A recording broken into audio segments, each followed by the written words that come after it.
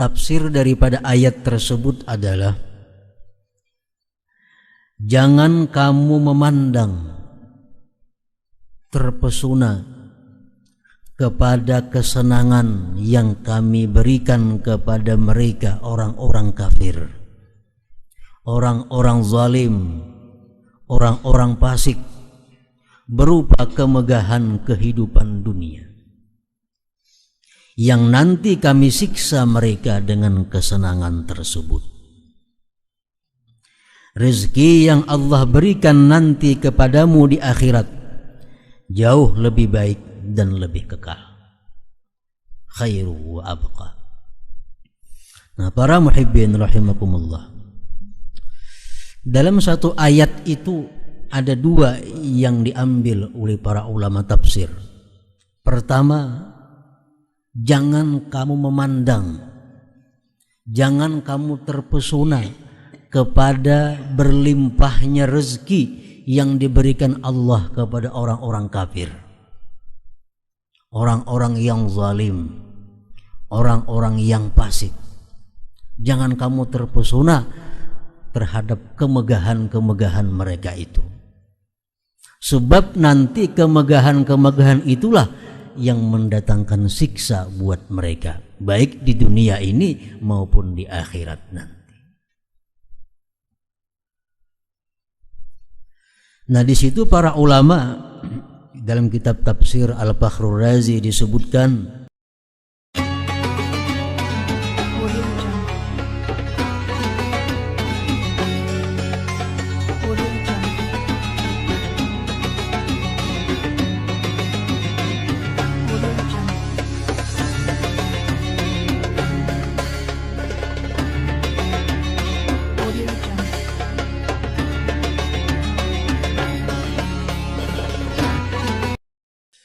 para muhibbin rahimakumullah, kita masuk kepada surat yang ke-20 dari surah-surah yang ada di dalam kitab suci Al-Quran. Al-Ishrun min suwaril Quran, suratul Taha.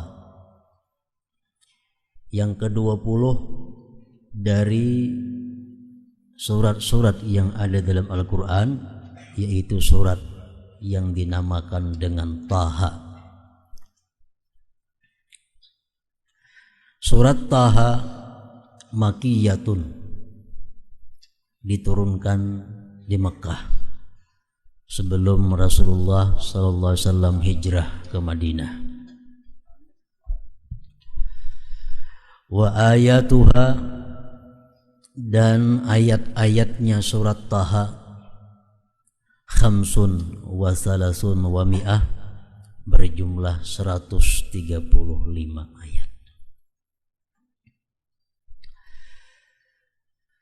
Banyak hadis Rasulullah sallallahu alaihi wasallam yang membicarakan tentang surat Taha tersebut.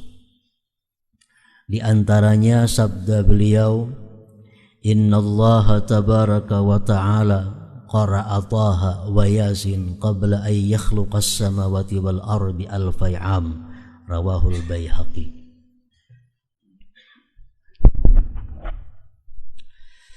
Sesungguhnya Allah subhanahu wa ta'ala membaca surat Taha dan surat Yasin sebelum dia menciptakan langit dan bumi 2000 tahun.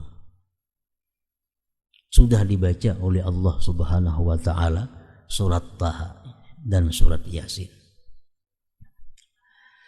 Dan Rasulullah sallallahu alaihi wasallam bersabda lagi, kullu Qur'anin yudha'u ala ahlil jannah fala yaqra'una minhu syai'a illa Taha wa Yasin fa innahum yaqra'una bihima fil jannah, akhrajahu Ibnu Mardawaihi.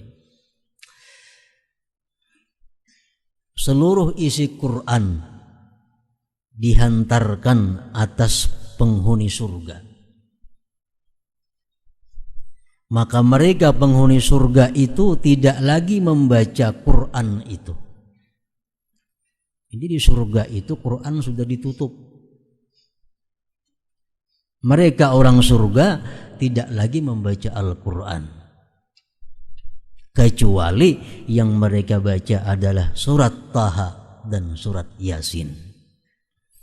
Maka orang-orang surga membaca dengan dua surat tersebut di dalam surga. Dalam surga ada lagi perintah sembahyang.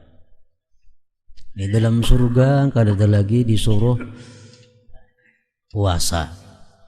Dalam surga ada lagi disuruh zakat. Dalam surga ada lagi disuruh tahajud, bangun malam. Jadi kesibukan orang surga itu hanya adalah bersenang-senang dengan kenikmatan-kenikmatan yang tiada batas yang disediakan oleh Allah Subhanahu wa taala. Namun dari sekian itu mereka tetap masih membaca dua surat yang ada dalam Al-Quran ini, yaitu surat Taha dan surat Yasin. Oleh karena itu ada pendapat para ulama mengatakan bahwa tanda-tanda orang yang bakal menghuni surga itu adalah orang-orang yang melazimkan setiap malamnya membaca surat Taha dan surat Yasin. Karena itu adalah amalannya ahli surga. Dan tidak bisa mengamalkan dua surat tersebut di dalam dunia kecuali orang-orang yang nantinya bakal menghuni surga. Surat Taha dan surat Yasin. Para muhibbin rahimakumullah. Surat Taha diawali dengan Bismillahirrahmanirrahim. Taha ma anzalna 'alaikal Qur'ana litashqa illa tazkiratan liman yakhsha tanzilan mimman khalaqal arda was samawatil ula. Taha itu artinya menurut Ibnu Abbas radhiyallahu an, ya rajul, hai laki-laki. Maksudnya adalah hai Muhammad. Tidaklah kami turunkan atas engkau itu Al-Quran untuk kamu rugi. Tidak kami turunkan Al-Quran itu agar kamu celaka. Melainkan itu Quran adalah merupakan peringatan bagi orang yang takut kepada Allah. Quran diturunkan dari Tuhan yang menciptakan bumi dan langit yang tinggi. Itu ayat 1 sampai ayat 4 surat surat Taha tersebut. Para ulama tafsir mengatakan bahwa sebab turun ayat tersebut adalah orang-orang musyrik Mekah. Mereka mengatakan ma unzila hadzal Qur'an ala Muhammad illa liyashqa. Orang-orang kafir Quraisy berkata bahwa tidak diturunkan itu Quran kepada Muhammad melainkan agar Muhammad itu celaka. Abu Jahal dan kawan-kawan berkata innaka ya Muhammad latashqa. Engkau hai Muhammad sungguh celaka. Akhirnya Allah Subhanahu wa taala menurunkan ayat tersebut. Taha ma anzalna 'alaikal Qur'ana litashqa. Tidak kami turunkan itu Quran agar kamu celaka. Tetapi sebaliknya Quran itu diturunkan oleh Allah Subhanahu wa taala untuk menjadikan peringatan, nasihat bagi orang-orang yang takut kepada Allah Subhanahu wa taala. Para muhibbin rahimakumullah. Di dalam surat Taha banyak kisah cerita-cerita tentang sejarah Nabi. Dan banyak pula dalam surat Taha tersebut peringatan-peringatan Allah kepada kita kaum muslimin. Di antaranya yang tersebut dalam ayat 131 surat Taha, Allah Subhanahu wa taala berfirman wala tamuddanna 'ainaika ila ma matta'na bihi azwajan minhum zahratal hayatid dunya linaftinahum fihi wa rizqu rabbika khairu wa abqa. Tafsir daripada ayat tersebut adalah,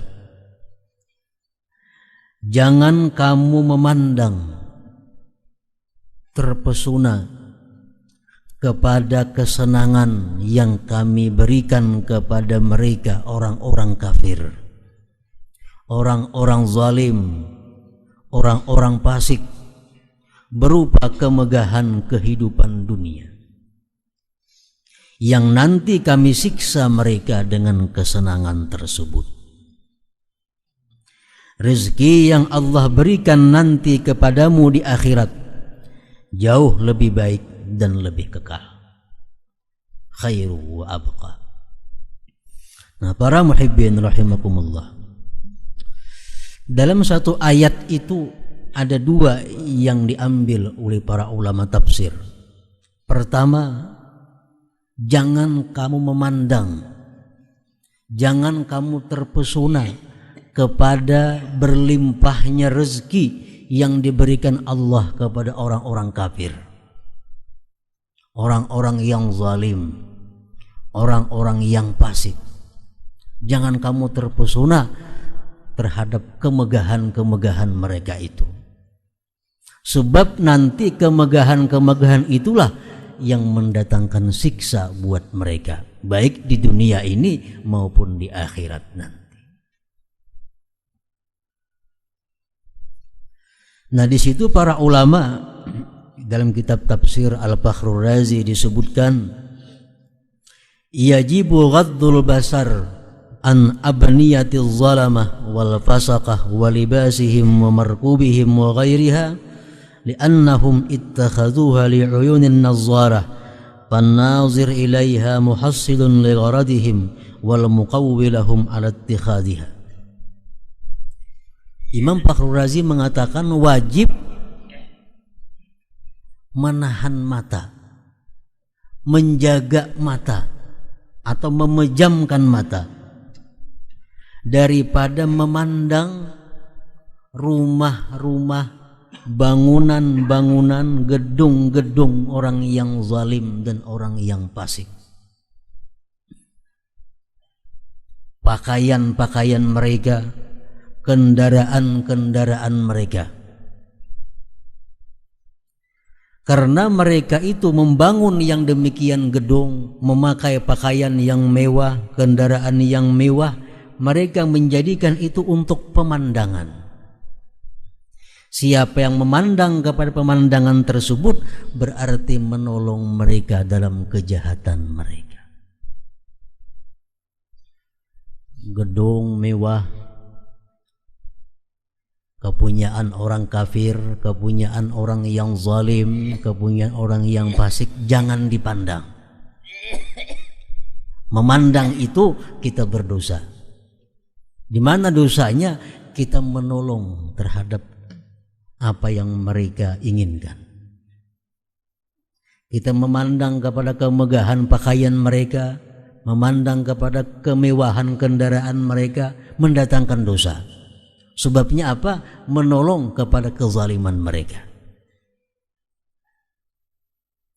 Nah, di samping itu kita memandang kepada kemegahan-kemegahan itu, dikhawatirkan kalau ada dalam hati kita kepingin seperti mereka itu. Nah, ini yang dikhawatirkan oleh agama kita.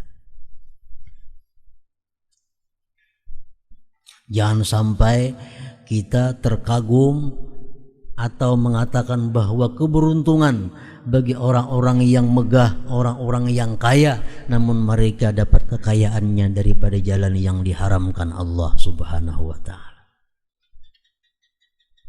Jangan sampai kita iri, jangan sampai kita kepingin kepada orang-orang yang diberi Allah kemegahan, padahal mereka mendapatkannya dengan jalan yang dilarang oleh Allah Subhanahu wa ta'ala. Rasulullah sallallahu alaihi wasallam bersabda, la hasada illa fitnatain. Tidak boleh kita hasad. Arti hasad di sini kada boleh kita hendak meniru, kada boleh kita kepingin, illa fitnatain, kecuali pada dua Nah, terhadap nang dua ini ayo kita kepingin disuruh. Pertama, rajulin atahullahu malan fasallatahu ala halakatihi fil haqq. Seseorang yang diberikan Allah harta, diberikan Allah kekayaan, dia gunakan kekayaannya itu di jalan yang benar, jalan yang diridai Allah Subhanahu wa taala. Dia gunakan hartanya untuk syiar Islam dan sebagainya. Nah, kepada orang tersebut kita berpahala bila kita kepingin jadi orang tersebut. Ada orang yang kaya, orang yang berlimpah harta, digunakannya hartanya untuk taat kepada Allah. Disumbangkannya sana, sumbangkannya sini, digunakannya jalan yang baik. Lalu kita melihat, untungnya orang itu, aku hendak benar jadi macam itu. Nah, itu kita dapat pahala demikian hal. Yang kedua, warajulin atahullahul hikmata fahuwa yaqdi biha wa yu'allimuha. Seseorang yang diberi Allah ilmu, dia amalkan ilmu itu dan dia ajarkan ilmu itu. Nah, kita pun disuruh ingin seperti orang tersebut. Para muhibbin rahimakumullah, kalau ada orang yang punya rumah mewah, pakaian mewah, kendaraan mewah, tapi dia dapat dari hasil riba umpamanya, apakah orang tersebut kita katakan beruntung atau kada? Untungnya ini motornya bagus, untungnya rumahnya baik, untungnya pakaiannya ini, tapi dia dapatkan semua itu daripada jalan riba umpamanya. Nah, bila kita beriman kepada Allah, bila kita takut kepada Allah, pasti hati kita mengatakan orang itu adalah sangat rugi. Dan sedikit pun kita kada kepingin jadi seperti itu. Kalau kita punya iman. Ada orang yang rumahnya bagus, kendaraannya mewah, pakaiannya bagus, harta di mana-mana ada, tapi didapatnya dari jalan korupsi. Kita katakan untung kada orang tersebut, berhasilkah dia? Kalau kita beriman kepada Allah, kita pasti mengatakan bahwa itu adalah orang yang sangat rugi, orang yang sangat hina di sisi Allah Subhanahu wa taala, orang yang sangat menjijikkan di sisi Allah Subhanahu wa taala. Tapi kalau hati kita cinta kepada dunia, hati kita senang kepada kemegahan dunia, pasti kita mengatakan, untung ini dapat itu segala macam, walaupun dengan jalan yang diharamkan oleh Allah Subhanahu wa taala. Para muhibbin rahimakumullah, Allah Subhanahu wa taala menceritakan dalam surat Al-Qasas tentang Qarun. Fakharaja ala qaumihi fi zinatihi qala alladhina yuriduna al-hayata ad-dunya ya laita lana mithla ma utiya Qarun innahu ladhu hazzin azim. Wa qala alladhina utul ilma wailakum thawabullah khairun liman amana wa amila salihan wa la yulaqqaha illa as-sabirun. Qarun keluar dari istananya, keliling dikawal dengan ribuan pengawalnya, berpakaian-pakaian yang sangat mewah, sutra, emas dan segala macamnya. Orang-orang yang cinta kepada dunia, rakyat yang cinta kepada dunia berkata, alangkah beruntungnya Qarun, kami ingin seperti Qarun. Itu orang-orang yang mengingini kehidupan dalam dunia. Sedangkan orang-orang yang diberi Allah ilmu, mereka berkata, wailakum, celaka kamu.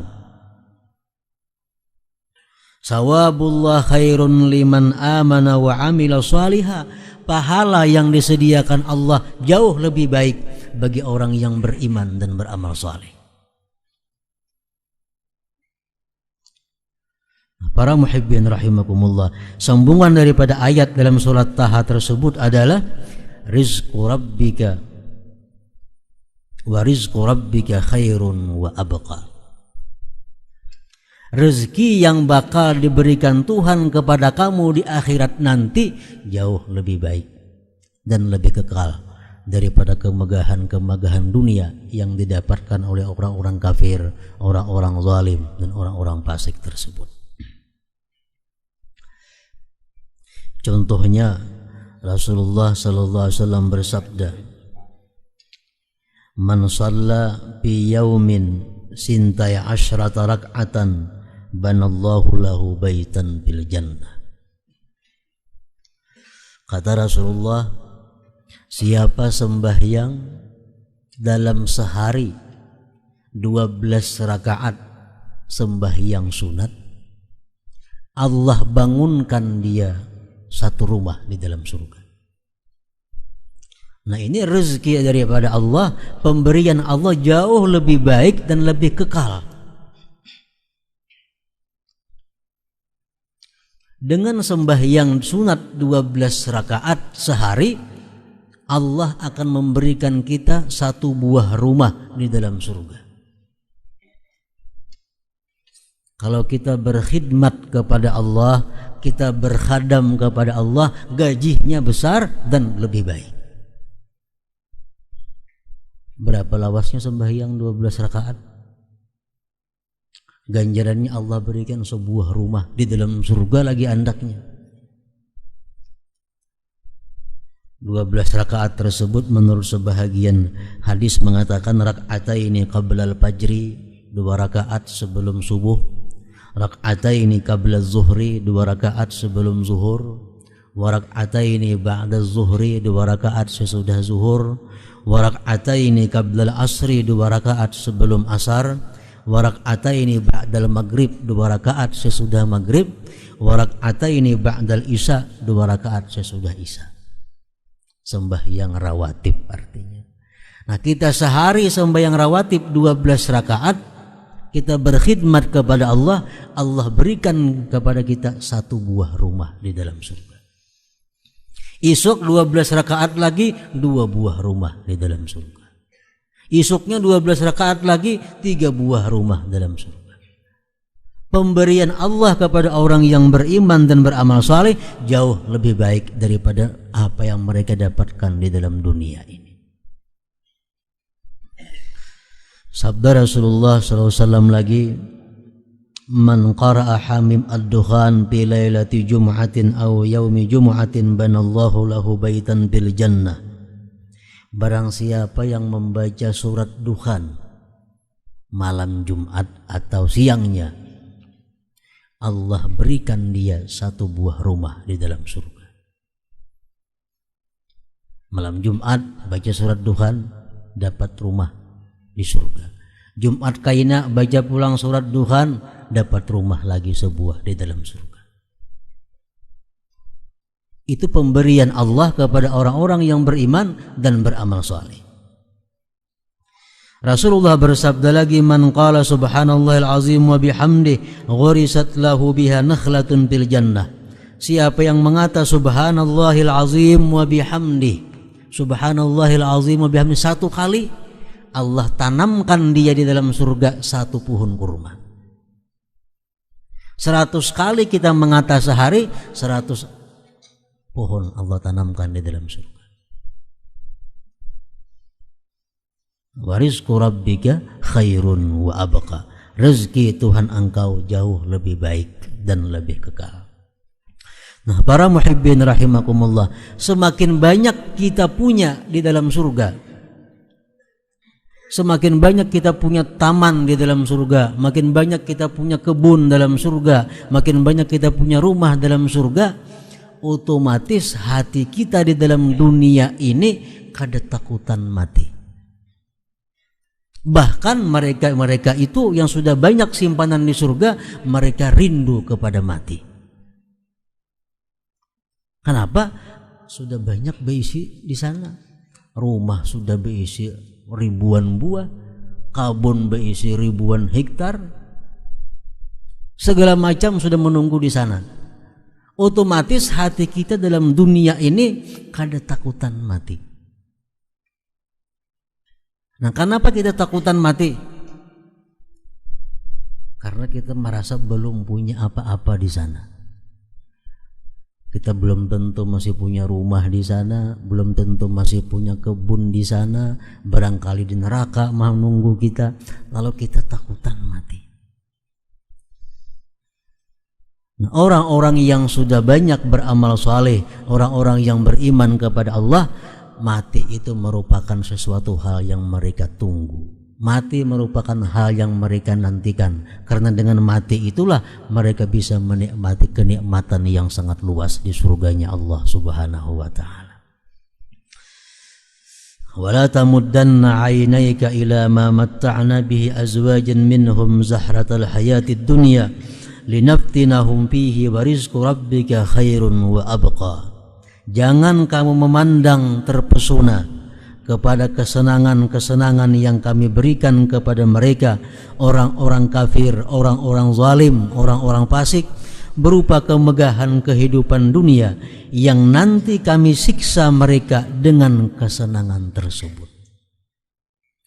Orang yang membeli kendaraan, menukar sepeda motor dengan jalan yang haram, sepeda motor itu nantinya yang akan menyiksainya di akhirat. Orang nang nukar motor dengan jalan nang haram, motor itu kainan nang menyiksainya di akhirat. Diulahkan Tuhan kan itu motor nang terbuat daripada api, dimasukkan dia ke dalam motor tersebut. Orang yang simpanannya emas pirak dengan jalan yang haram, emas pirak itulah yang akan menyiksa dia nanti di akhirat dengan menjadikan Allah setrika kepada tubuhnya. Linaftinahum fihi, dengan kesenangan itulah mereka kami siksa nantinya. Rezeki yang Allah berikan nanti kepadamu di akhirat jauh lebih baik dan lebih kekal. Para muhibbin rahimakumullah, ayat tersebut menurut sebagian para ulama tafsir mengatakan turun kepada Rasulullah sallallahu alaihi wasallam di kota Mekkah, di mana Rasulullah kedatangan tamu. Beliau kedatangan tamu, lalu untuk menjamu tamu itu kadada makanan. Beliau suruh sahabat yang bernama Abu Rafi', wahai Abu Rafi', ikam datangi orang Yahudi yang berjual gandum itu. Padahal kan aku berhutang gandum, kayaknya awal bulan bayar. Berangkat Abu Rabi' tadi kepada Yahudi pedagang gandum tadi.